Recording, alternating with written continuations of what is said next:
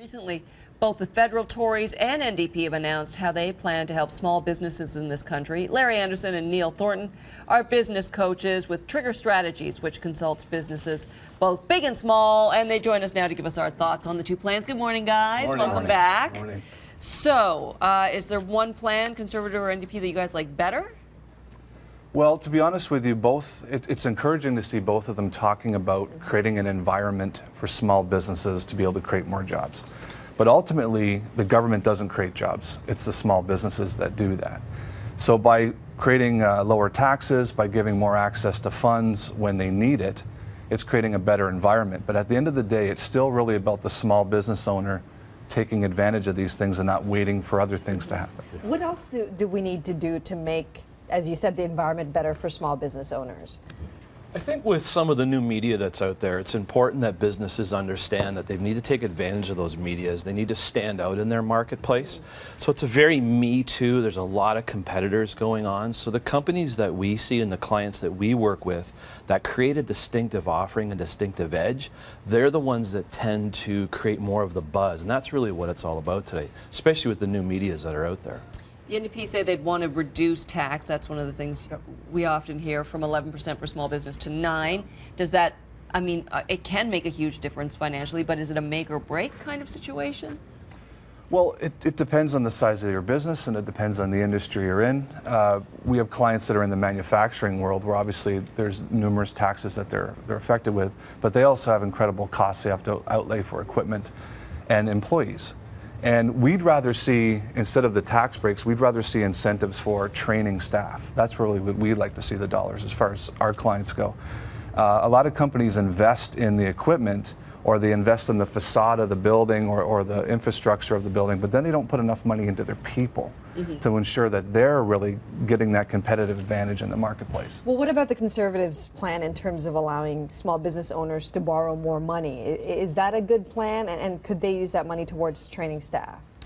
Well, the plan specifically talked about land and property, but at the same time, when you have access to capital, that means you have access to do more things with your business. But you still have to manage your debt. You still don't want to get into a position where you're constantly just paying interest all the time. You still want to make sure you're developing a profit in your business so that you're also able to reinvest. So that could free up some dollars that they're generating on their own, but it's still, you got to watch the debt load.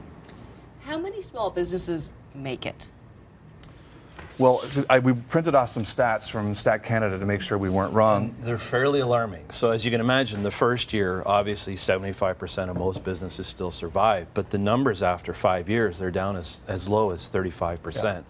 And I think the reason for that being is we see a lot of businesses put a lot of investment into things like infrastructure, into things like a facade, and then imagine a wonderful restaurant that opens up and it's beautifully looking, but they hire staff with the personality of a pen. Right. So what happens is you got a beautiful looking place, but because they're not investing in their staff and they're not reinvesting, what happens is the business tends to get very stale very quick. Now, failure is a major reality of small businesses. I'm wondering whether Canada has enough of a safety net to allow that failure so that it would encourage people to start their businesses knowing that, you know what, if I fail the first, the second, the third time, I can still keep going. I think they do have a great safety net here. Canada's the greatest country in the world, and it's set up for business to be able to be successful. The challenge is there are a lot of red tapes with payroll and the numerous different taxes we pay. But ultimately, you have the freedom to create a business in this country and to make it be what you want to be if you're willing to put in the time and effort and invest in your people and really stand out in your market and not just be a Me Too company. The exciting thing in Canada is the colleges and universities are getting it. They're starting to create small business enterprise leadership programs. So it's not just the reading, writing, arithmetic as we grew up with. It's more of a, here's how to stand out in a business, here's how to walk in a room with presence. Like, they're really creating those offerings now, which is exciting. So what's the one tip you would give people who are thinking, okay, I want to do this, I want to work for myself, I want to build something from the ground up?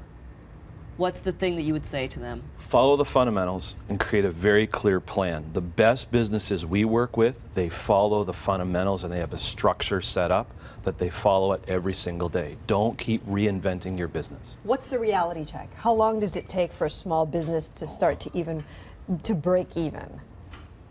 It, Yeah, can- that well, face it is depends scary. on the industry, Yeah. and it depends on the amount of capital you've had to put into the business. But ultimately, you're looking at least 5 years before you're going to see a sustainable, strong, and profitable company. Whenever someone approaches us to start a business, we ask them two questions.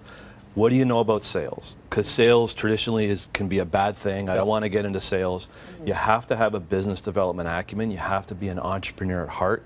The second thing is, can you eat potatoes for a couple of years? Because that's what entrepreneurs are faced. Right. To start a business, to have that luxury of free time and you can take days off whenever you want, those businesses tend to struggle really quick because it's a lifestyle choice, not a business choice. All right. Thank you so much, guys. Larry Anderson and Neil Thornton, business coaches with Trigger Strategies. Appreciate you coming in. Thank you. Thank you.